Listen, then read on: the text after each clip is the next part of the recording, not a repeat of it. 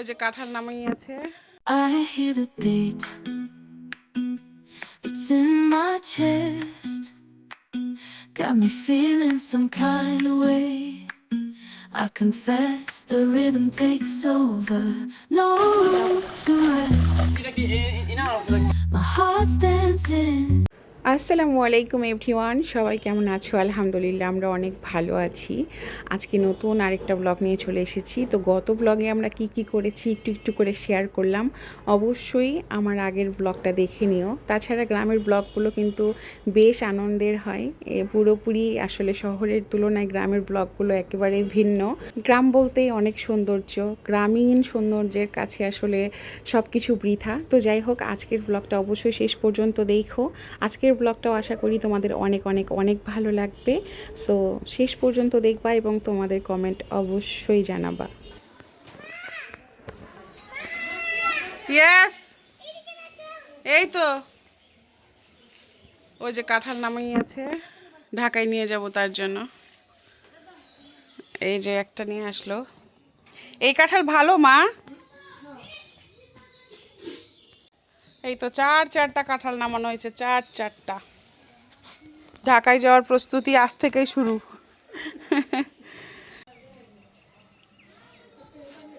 বিশাল বড় চকচকা পাতিলে সেমাই রান্না। শাশুড়ি মা গরুর দুধ দিয়ে চা বলতেছি, সেমাই খায় না। এবং কি আমরা আসছি তাও একটু সেমাই রান্না করতে বলতেছে 2 দিন ধরে। তা আজকে ফাইনালি রান্না করে নিলাম গুঁড়া দুধ দিয়ে।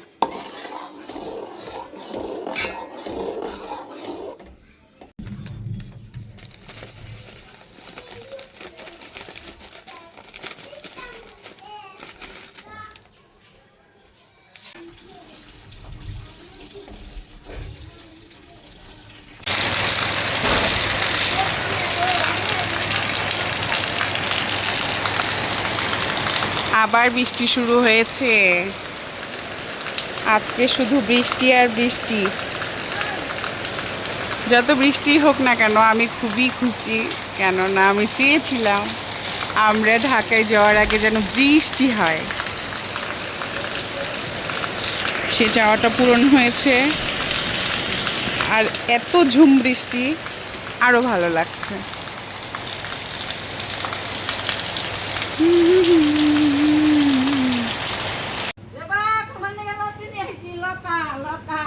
ওই যে আমার পরাণের মামি আমার জন্য লতি তুলে নিয়ে আসছে, একদম টাটকা ফ্রেশ। মামি অনেক ধন্যবাদ। আপনি না থাকলে আসলে গ্রামে এসে কখনোই কোনোভাবে আনন্দ পাবো না। না মা, কাঁঠাল নামিয়ে দিল, লতি নিয়ে আসছে, এইটা এখন কেটেও দিবে। কাঁঠালের বিচি চিংড়ি মাছ দিয়ে লতি, ইস কি যে স্বাদের জিনিস না মামি।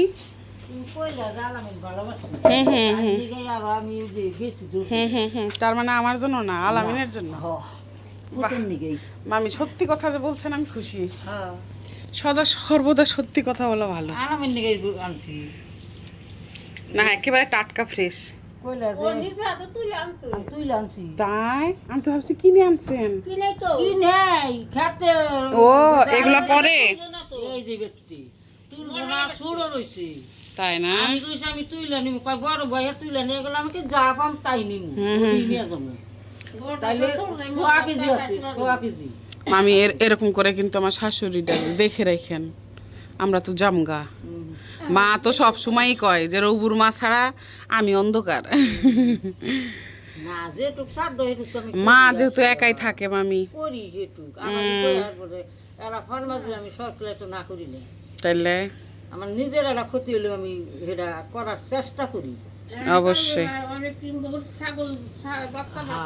খুব সুন্দর লতিগুলা, অনেক সুন্দর, একেবারে টাটকা ফ্রেশ।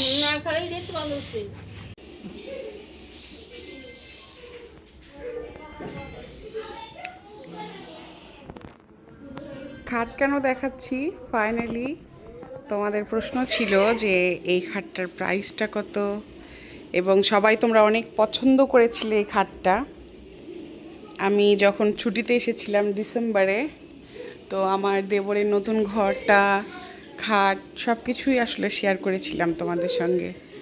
তো যাই হোক, তো অনেক আপুদের আসলে কথা ছিল বা অনেক টেক্সট ছিল যে খাটটার প্রাইসটা কত গিয়েছে বা এরকম খাট হচ্ছে যে অনেকের সেম আছে। তো ওই ভিডিওটাতে না মানে ভালো একটা রেসপন্স আসছিল, সবাই পছন্দ করেছিল তোমরা এই খাটটা। তো ভাবলাম যে আসলে যেহেতু এসেছি, আমি তো সবসময় গ্রামে আসতে পারি না, সে অনেক আগে এসেছিলাম, তো ভাবলাম যে এটা প্রাইসটা আবার তোমাদের সঙ্গে শেয়ার করি আর নিচের ডিজাইনটাও সুন্দরভাবে শেয়ার করি। দেখতেই পাচ্ছ অনেক সুন্দর নকশাটা। আর পাশের রুমে কিন্তু টিভি চলছে, এর জন্য সরি। তো এই তো পুরো খাটটা, এই খাটটা আসলে বানানো হয়েছে আমাদের বাড়ির কাঠ দিয়ে, আকাশমণি গাছের কাঠ দিয়ে। আর শুধু মজুরি দিতে হয়েছে, তো মজুরি ছিল 30,000, আর বাড়ির কাঠ যেহেতু, তো আশা করি তোমরা সেই উত্তরটা পেয়ে গেছো। যাই হোক, আর এই তো চারিদিকে আমি দেখিয়ে দিলাম।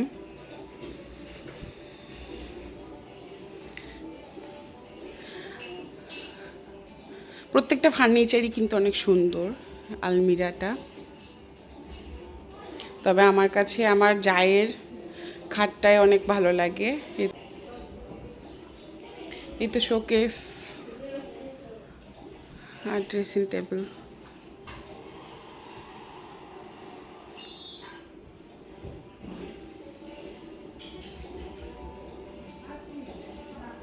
আমি বরাবরই বলি যে একটা ঘর, সেটা টিনের বা বিল্ডিংয়ের যেটাই হোক না কেন, আসলে সুন্দর কিছু ফার্নিচার এবং অর্গানাইজের উপরে নির্ভর করে।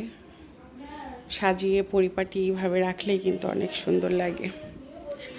সো আমি আশা করি যে যেটার উত্তরটা চাচ্ছিলা তোমরা পেয়ে গেছো। আমি চেষ্টা করলাম একটু শেয়ার করার জন্য।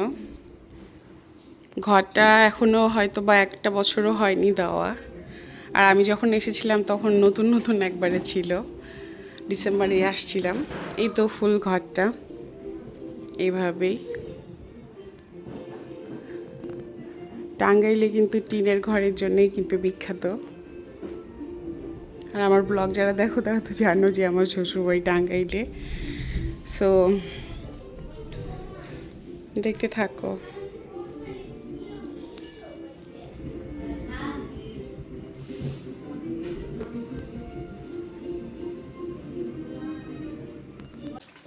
আজকে চলে যাব, আর ঝিরিঝিরি বৃষ্টি হচ্ছে। আর হচ্ছে আমার যা রান্না করেছে খিচুড়ি আর মাংস, লোভনীয় একটা খাবার। মানে বৃষ্টির সাথে খিচুড়ির একটা সম্পর্ক তো বরাবরই খুব অটুট, তো সেইখান থেকে এর চেয়ে বেস্ট খাবার হয় না। সো এখন আমরা খাবো। এই তো আমাদের পুকুরে মাছ মারতেছে, মাছ মারা দেখতে বাইরে আসলাম।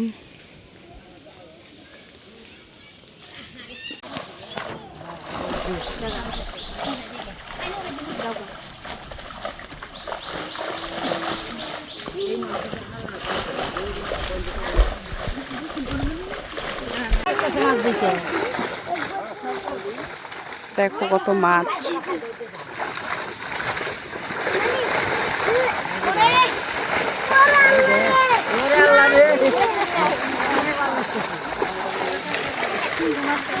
মাশাআল্লাহ,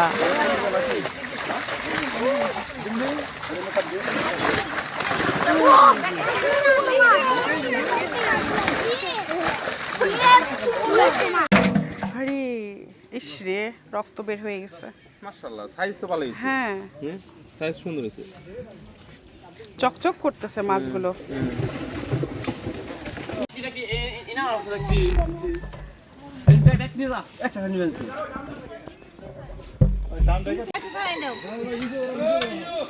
ই বাবা, ই বাবা,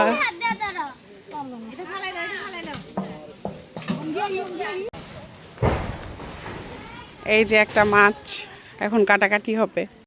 এই যে দেখো কি বিশাল বড় পাঙ্গাস, রেদওয়ানা রাজান খাবে। দেখছো মাছ? এই যে দেখো গাছ কাটতেছে আজকে, যাতে ঘরের উপর না পড়ে ঘর যাতে না ভেঙে যায়। শোনো, তোমরা না মাছকে হাত দিও না, মাছ তোমাদের কামড় দিবে, ঠিক আছে? এই যে মাছ, এই যে এইখান থেকে নিচে আসলো কেমনে, এখন বালু ভরবে না? তোলো এবার, তোলো জান্নাত, তোলো তোলো। তুমি ভয় পাও? মাছ দেখে ভয় পাও? তোলো, আজান তোলো, আজান মাছটাকে ফ্লোরে নিয়ে যাও, তুমি ভয় পাও না? মাছটা ফ্লোরে পড়ে, বাবা ওজন আছে তো। ও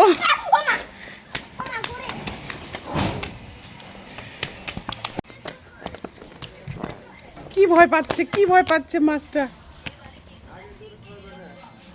মাছ পরিষ্কার করার দায়িত্ব, মাছ পরিষ্কার করার দায়িত্ব হচ্ছে মামির। মামি পরিষ্কার করে দিবেন, চকচকা করে দিবেন। হ্যাঁ, আমরা ছিলে দিই।